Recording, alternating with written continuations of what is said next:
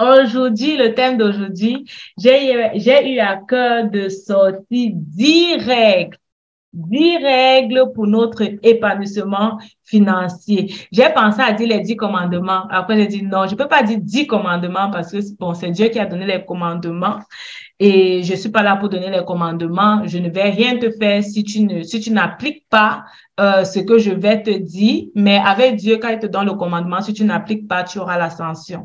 Donc, je pense que le mot qui va le mieux, c'est peut-être 10 lois. Même les lois, on dit qu'on va te sanctionner. Peut-être 10 règles, 10 choses quand même que si tu fais, tu vas voir la gloire de Dieu dans tes finances. Tu vas réellement voir comment tu vas quitter d'un point A à un point B et tu vas voir, tu seras réellement épanoui financièrement.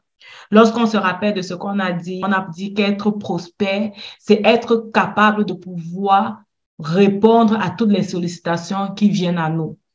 Et si tu pratiques ces 10 règles, ce qui est sûr, c'est que tu seras prospère. Ce qui est sûr, c'est que tu vas réellement voir la main de Dieu. Peut-être je me répète, mais ça vaut la peine. Alors, toutes ces règles, en fait, ce sont également les choses que nous avons eu à voir. Donc, ce ne sont pas des règles que j'ai créées de nulle part ou bien que j'ai sorties de nulle part. Je me suis vraiment basée sur ce qu'on s'est dit déjà depuis le premier jour jusqu'à hier pour pouvoir sortir ces 10 règles. Et j'aimerais que ces 10 règles vous accompagnent, que ces 10 règles soient gravées dans vos cœurs et que vous puissiez vraiment savoir que si vous le faites, c'est pour le bien de votre vie, de vos finances et de votre relation avec Dieu. Moi-même, je vais les appliquer. Alors, c'est quoi la première règle? La première règle, c'est honore Dieu avec tes finances en payant tes dîmes, tes dons et tes offrandes. Tu te rappelles que ça, c'était quelque chose de très important que tu devais faire, que l'Éternel nous a encouragés à faire durant ce challenge. Honore Dieu avec tes finances. Ça, c'est la première règle. La deuxième règle, réjouis-toi des biens que le Seigneur te fait pendant que tu vis. Pendant que tu vis sur cette terre, apprends à te réjouir des biens que le Seigneur te fait. Apprends aussi à profiter. Parfois, on travaille, on fait trop de choses, mais on ne s'offre pas à nous-mêmes ce plaisir de pouvoir profiter des grâces que nous avons. Apprends à te réjouir des biens que le Seigneur te fait pendant que tu vis. La troisième règle, c'est souviens-toi de là où tu es sorti en prenant soin de ta famille. Souviens-toi de là où tu es sorti. Tu es venu d'une famille, Dieu t'a envoyé sur cette terre, tu t'es manifesté sur cette terre au travers d'une famille et on a justement appris que Dieu voudrait que tu t'occupes de tes parents, que tu honores tes parents, ok? Donc, souviens-toi d'eux. Lorsque Dieu t'élève, souviens-toi souviens-toi de là où tu es sorti. La quatrième règle que tu dois savoir ou appliquer si tu veux vivre dans l'épanouissement financier, c'est développe les sources de financement que Dieu t'a confiées afin de les multiplier. Dieu t'a confié les sources de financement, que ce soit ton travail, on avait parlé de ça.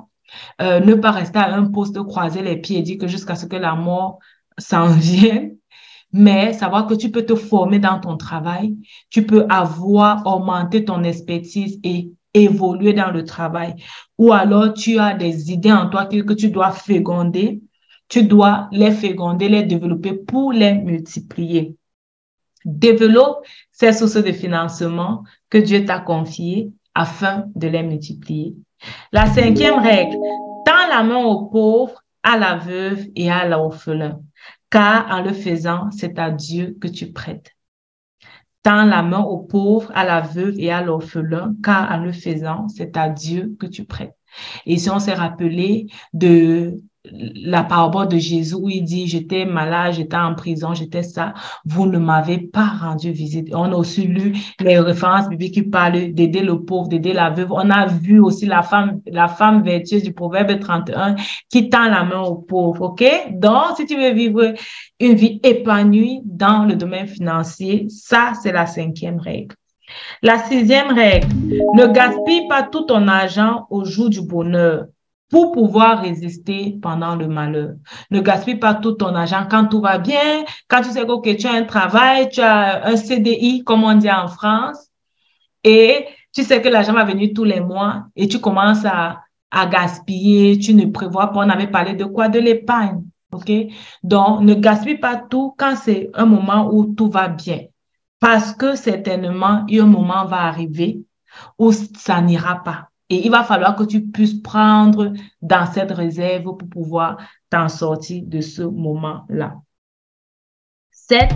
Ne méprise jamais ceux qui ont moins que toi, de peur que le Seigneur ne te rabaisse. La Bible dit quoi? La Bible dit que Dieu fait grâce aux humbles. Dieu rabaisse les orgueilleux et il fait grâce aux humbles. Ne méprise jamais ceux qui ont moins que toi. Même les amis avec qui tu es maintenant, quand Dieu va t'élever là, ne les méprise pas. Ce n'est pas la grâce de Dieu que tu es où tu es. Et ne les méprise pas surtout parce que si tu les méprises, Dieu peut te rabaisser. 8e règle, rappelle-toi que l'argent est à ton service et ne laisse pas l'argent diriger tes décisions. Ne sois pas quelqu'un qui marche par la conduite de l'argent. Et c'est parce que certaines personnes ont voulu toujours avoir l'argent, ont voulu seulement aller où il y a l'argent qu'ils ont fini par se compromettre, qu'ils ont fini par, oui, c'est ça, se compromettre, laisser les valeurs qui étaient importantes à leurs yeux à cause de l'argent. Aller vers les voies qui n'honorent pas le Seigneur à cause de l'argent. Rappelle-toi, c'est l'argent qui est à ton service. C'est l'argent qui travaille pour toi et non toi pour l'argent. Donc, ne laisse pas l'argent diriger tes décisions. Et la 9e règle, c'est quoi? Souviens-toi que l'or et l'argent appartiennent à Dieu et recherche de tout ton cœur la bénédiction de Dieu. La Bible dit quoi? C'est la bénédiction de l'Éternel qui enrichit. C'est la bénédiction de l'Éternel qui enrichit. À l'Éternel, l'or et l'argent. OK? L'or et l'argent. Ce que nous devons rechercher, c'est que notre cœur soit complètement et entièrement à l'Éternel. Fais de l'Éternel tes délices, il te donnera ce que ton cœur désire. Laisse ton cœur être entièrement à l'Éternel et vois comment l'Éternel aplanit tes sentiers et te fait du bien. Et la 10e règle, c'est quoi? Sache que tu rendras compte à Dieu de la gestion de tes finances. Tout ce que l'Éternel te confie, tout ce que l'Éternel te donne, c'est pour un but. Et le moment viendra où tu seras devant lui et tu lui rendras compte de ce que tu as fait. Rappelle-toi de la parabole des talents. Il y a un qui n'a pas du tout multiplié et il a remis. Et Dieu a repris même ce qu'il avait. Le moment viendra où tu rendras compte à Dieu. Je souhaite pour toi que le bilan soit réellement positif et que l'Éternel te dit, bon et fidèle serviteur, tu peux entrer dans la joie de ton maître. Ça, ce sont les 10 règles que j'ai eu à cœur de partager avec nous aujourd'hui pour nous aider à vivre dans l'épanouissement financier et toujours à rendre grâce à Dieu pour nos finances.